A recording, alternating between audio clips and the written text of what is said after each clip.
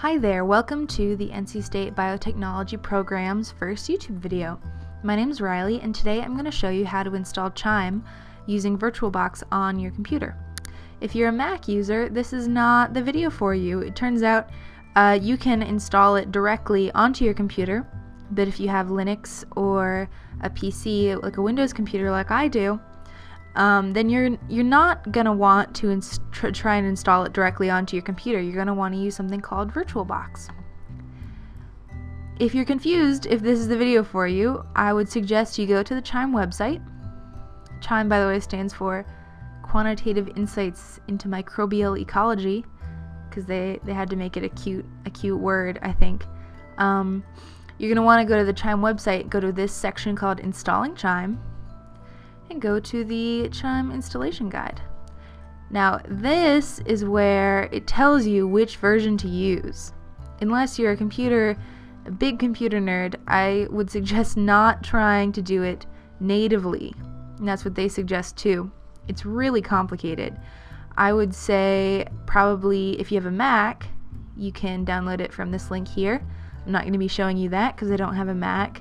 But what I'm going to be doing and what this tutorial is about is Chime VirtualBox installation. So here we are at the instructions. The very first thing to do is to download VirtualBox.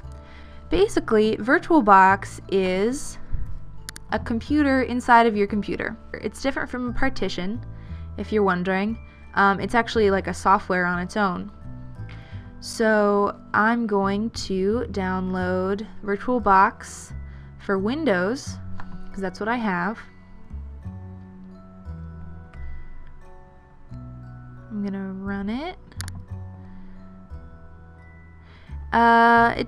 It should take a little bit for this. Not too long though, depending on your internet connection.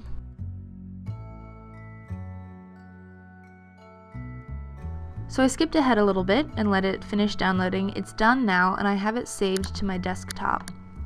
So I'm going up here, and this isn't VirtualBox, this is the installer. I'm going to double click on it and I'm going to go through this setup wizard.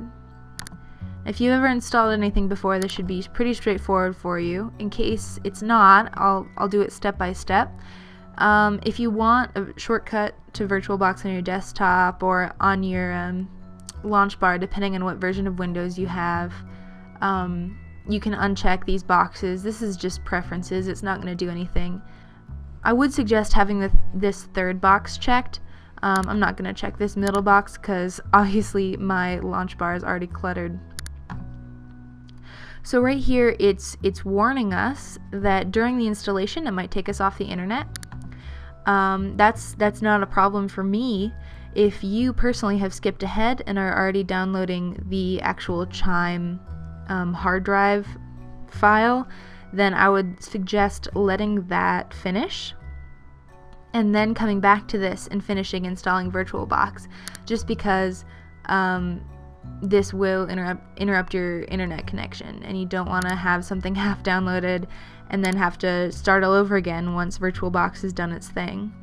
So I'm going to press yes and install. And this takes a little bit.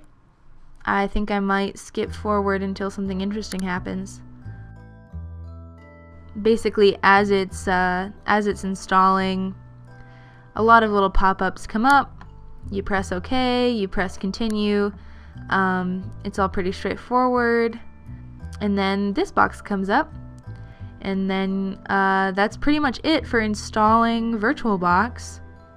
You can press finish. I said OK and this popped up. Now this is what VirtualBox looks like.